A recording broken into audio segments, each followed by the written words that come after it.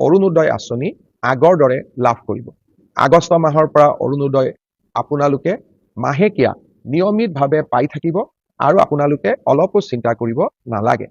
সেই ধৰণে আমি যিটো কম দামত চেনি বা দাইল দি আছিলো, সেই আঁচনিখনো আমি আগষ্ট মাহৰ পৰাই আৰম্ভ কৰিম। অৱশ্যে আমি ইয়াক অকণমান নতুন ৰূপত লৈ আহিম, সেই বিষয়ে আমাৰ পূৰ্ণাংগ বাজেটত আপোনালোকে শুনিবলৈ পাব। নিযুত মইনা, নিযুত বাবু, এই প্ৰত্যেকবোৰ আঁচনি, জীৱন প্ৰেৰণা, এই প্ৰত্যেকবোৰ আঁচনি আমি আগষ্ট মাহৰ পৰা আৰম্ভ কৰিম। যে আমাৰ ৰাজ্যৰ যুৱক যুৱতীক আমি 2 লাখ চৰকাৰী চাকৰিৰ সুবিধা দিম। যোৱাবাৰ আমি 1 লাখ চাকৰিৰ সুবিধা দিয়াৰ কথা কৈছিলো। 1,60,000 যুৱক যুৱতীক আমি চৰকাৰী চাকৰি দিব পাৰিলো। এইবাৰো আমি 2 লাখ ল'ৰা ছোৱালীক কেনেকে চাকৰি দিব পাৰো, কোন বিভাগত কিমান পদ খালী আছে, পদোন্নতিৰ জৰিয়তে নতুনকৈ কিমান পদ সৃষ্টি কৰিব পাৰি, নতুনকৈ কেনেকে বেটেলিয়ন আদি নিৰ্মাণ কৰিব পাৰি, এই কথাবোৰো ইতিমধ্যে আমি আলোচনা আৰম্ভ কৰি দিছো। অৰ্থাৎ নিৰ্বাচনৰ সময়ত দিয়া প্ৰতিশ্ৰুতিবোৰ কেৱল মাত্ৰ নিৰ্বাচনী প্ৰতিশ্ৰুতি নহয়, ই আমাৰ উন্নয়নৰ মন্ত্ৰ, অসমক বিকাশৰ পথলৈ আগুৱাই লৈ যোৱাৰ এক আমাৰ বাবে পবিত্ৰ দায়িত্ব আৰু কৰ্তব্য। তাক আমি সদায় স্বীকাৰ কৰোঁ আৰু অসমৰ ৰাইজৰ বাবে আমি এনেকৈ নিৰলস আমি কাম কৰি গৈ থাকিম। অসমৰ সংস্কৃতি, অসমৰ পৰিচয়, এই গোটেইবোৰ আমাৰ বাবে ৰাজনৈতিক শ্লোগান নহয়।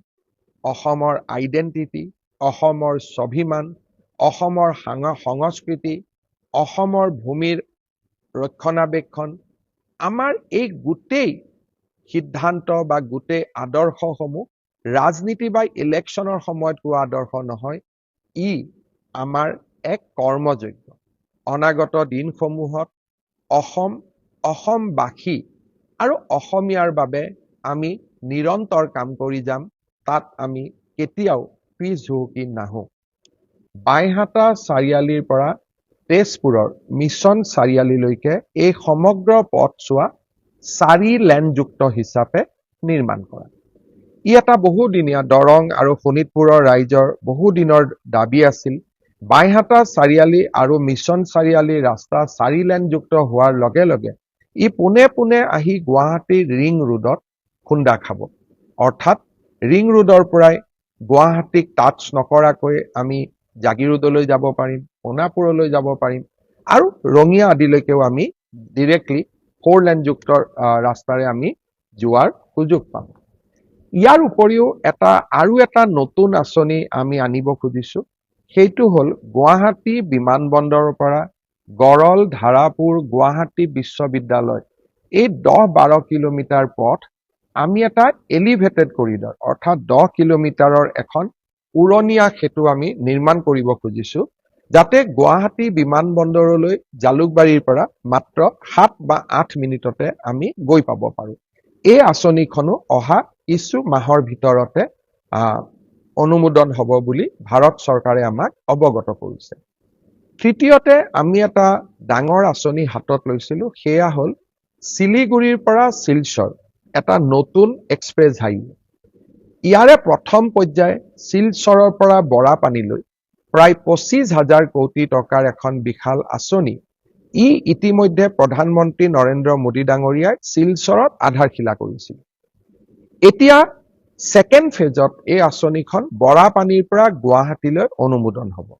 তৃতীয় পৰ্যায়ত গুৱাহাটীৰ পৰা শ্ৰীৰামপুৰলৈ আৰু চতুৰ্থ পৰ্যায়ত শ্ৰীৰামপুৰৰ পৰা শিলিগুৰিলৈ ইয়াক কানেক্ট কৰা হ'ব। এই আঁচনিখনো আমাৰ 5 বছৰীয়া কাৰ্যকালৰ ভিতৰতে আমি শেষ কৰিম। এনেধৰণে ভগৱানে কৰিলে গুৱাহাটীৰ পৰা তিনচুকীয়ালৈ এটা এক্সপ্ৰেছ হাইৱে নিৰ্মাণৰ মোৰ মনত ইচ্ছা আছে, তাৰ বিষয়েও আমি নিশ্চিতভাৱে আমাৰ প্ৰচেষ্টা চলাই যাম। ডিব্ৰুগড়ক ৰাজ্যৰ দ্বিতীয়খন ৰাজধানী ঘোষণা কৰা হৈছিল।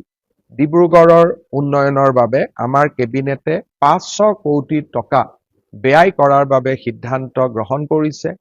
বিধায়ক প্ৰশান্ত ফুকনক এই আঁচনিখনৰ সিলেকশ্যন বা কি কাম কৰিব লাগিব, তাৰ কাৰণে তেখেতৰ নেতৃত্বত আমি ছেকেণ্ড কেপিটেল ডেভেলপমেণ্ট অথৰিটি এটা কৰিছো আৰু নিশ্চিতভাৱে অহা কিছুদিনত মই যেতিয়া ডিব্ৰুগড়লৈ যাম, এই আঁচনি বা এই 500 কোটি টকাৰে আমি কি কি কাম কৰিম তাৰ বিষয়ে ডিব্ৰুগড়ৰ ৰাইজৰ লগত কথা পতাৰ মই নিশ্চিতভাৱে সুযোগ গ্ৰহণ কৰিম। ইয়াৰ উপৰিও আমি শিলচৰৰ এখন নতুন বিমানবন্দৰ নিৰ্মাণৰ যিটো প্ৰচেষ্টা তাৰ অনুমোদনৰ বাবে আমি কাম কৰি আছো। অহা কেইদিনমানৰ ভিতৰতে আমি তাৰো অনুমোদন পোৱাৰ আশা কৰিছো। ইয়াৰ পিছত এটা নতুন আঁচনি এইবাৰ দিল্লীত যাওঁতে আমি আলোচনা কৰিছিলো যে ৰূপসী বিমানবন্দৰ ই এটা ষ্ট্ৰেটেজিক লোকেশ্যনত আছে।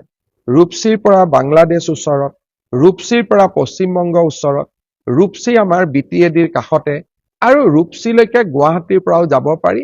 শিলচৰ শিলিগুৰি কৰিডৰ হৈ গ'লে ৰূপসীটো আমি 2 ঘণ্টাতে গৈ পাব পাৰোঁ। ৰূপসী বিমানবন্দৰক আমি এটা ডাঙৰ লজিষ্টিক হাব হিচাপে নিৰ্মাণ কৰিব পাৰো নেকি?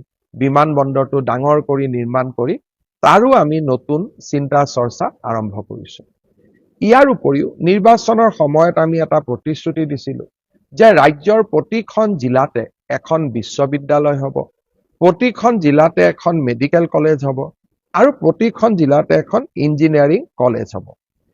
এই প্ৰচেষ্টাৰ অংশ হিচাপে হাইলাকান্দি, হোজাই, বজালি আৰু গোৱালপাৰা আগষ্ট মাহৰ প্ৰথম সপ্তাহৰ পৰাই মই চেষ্টা কৰিম 2 বা 3 আগষ্টৰ পৰাই আপোনালোকে অৰুণোদয় আঁচনি আগৰ দৰে লাভ কৰিব। আগষ্ট মাহৰ পৰা অৰুণোদয় আপোনালোকে মাহেকীয়া নিয়মিতভাৱে পাই থাকিব আৰু আপোনালোকে অলপো চিন্তা কৰিব নালাগে। সেই ধৰণে আমি যিটো কম দামত চেনি বা দাইল দি আছিলো সেই আঁচনিখনো আমি আগষ্ট মাহৰ পৰাই আৰম্ভ কৰিম। অৱশ্যে আমি ইয়াক অকণমান নতুন ৰূপত লৈ আহিম। সেই বিষয়ে আমাৰ পূৰ্ণাংগ বাজেটত আপোনালোকে শুনিবলৈ পাব। নিযুত মইনা, নিযুত বাবু এই প্ৰত্যেকবোৰ আঁচনি, জীৱন প্ৰেৰণা এই প্ৰত্যেকবোৰ আঁচনি আমি আগষ্ট মাহৰ পৰা আৰম্ভ কৰিম। বহুতে মোৰ ফেচবুকত প্ৰশ্ন সোধে, মামা জীৱন প্ৰেৰণা কেতিয়া পাম, নিযুত মইনা কেতিয়া পাম? আমি গোটেইবোৰ আঁচনি আগষ্ট মাহৰ পৰা আপোনালোকক দিয়া ব্যৱস্থা কৰিম আৰু তাৰ পিছত সমগ্ৰ সময়ছোৱাত আপোনালোকে এই আঁচনি নিৰবিচ্ছিন্নভাৱে পাই থাকিব। আমাৰ ৰাজ্যৰ যুৱক যুৱতীক আমি 2 লাখ চৰকাৰী চাকৰিৰ সুবিধা দিম। যোৱাবাৰ আমি 1 লাখ চাকৰিৰ সুবিধা দিয়াৰ কথা কৈছিলো। 1,60,000 যুৱক যুৱতীক আমি চৰকাৰী চাকৰি দিব পাৰিলো। এইবাৰো আমি 2 লাখ ল'ৰা ছোৱালীক কেনেকে চাকৰি দিব পাৰো, কোন বিভাগত কিমান পদ খালী আছে, পদোন্নতিৰ জৰিয়তে নতুনকৈ কিমান পদ সৃষ্টি কৰিব পাৰি, নতুনকৈ কেনেকে বেটেলিয়ন আদি নিৰ্মাণ কৰিব পাৰি, এই কথাবোৰো ইতিমধ্যে আমি আলোচনা আৰম্ভ কৰি দিছো। অৰ্থাৎ নিৰ্বাচনৰ সময়ত দিয়া প্ৰতিশ্ৰুতিবোৰ কেৱল মাত্ৰ নিৰ্বাচনী প্ৰতিশ্ৰুতি নহয়, ই আমাৰ উন্নয়নৰ মন্ত্ৰ, অসমক বিকাশৰ পথলৈ আগুৱাই লৈ যোৱাৰ এক আমাৰ বাবে পবিত্ৰ দায়িত্ব আৰু কৰ্তব্য। তাক আমি সদায় স্বীকাৰ কৰো আৰু অসমৰ ৰাইজৰ বাবে আমি এনেকৈ নিৰলস আমি কাম কৰি গৈ থাকিম। অসমৰ সংস্কৃতি, অসমৰ পৰিচয় এই গোটেইবোৰ আমাৰ বাবে ৰাজনৈতিক শ্লোগান নহয়। অসমৰ আইডেন্টিটি, অসমৰ স্বাভিমান, অসমৰ সংস্কৃতি, অসমৰ ভূমিৰ ৰক্ষণাবেক্ষণ, আমাৰ এই গোটেই সিদ্ধান্ত বা গোটেই আদৰ্শসমূহ ৰাজনীতি বা ইলেকশ্যনৰ সময়ত হোৱা আদৰ্শ নহয়, ই আমাৰ এক কৰ্মযোগ্য। অনাগত দিনসমূহত অসমবাসী আৰু অসমীয়াৰ বাবে আমি নিৰন্তৰ কাম কৰি যাম। তাত আমি কেতিয়াও পিছ হুহুকি নাহো। শ্ৰদ্ধাৰ ৰাইজ, অহা 1, 2, 3 জুলাই এই 3টা দিন অসমৰ কাৰণে হয়তো এক গুৰুত্বপূৰ্ণ দিন হ'বগৈ পাৰে। প্ৰধানমন্ত্ৰী নৰেন্দ্ৰ মোদী ডাঙৰীয়াৰ প্ৰচেষ্টাত এই 3টা দিনত হয়তো আমি এগৰাকী অতিকে শক্তিশালী গুৰুত্বপূৰ্ণ বিদেশী আলহীক আদৰিবৰ বাবে সুযোগ পাম।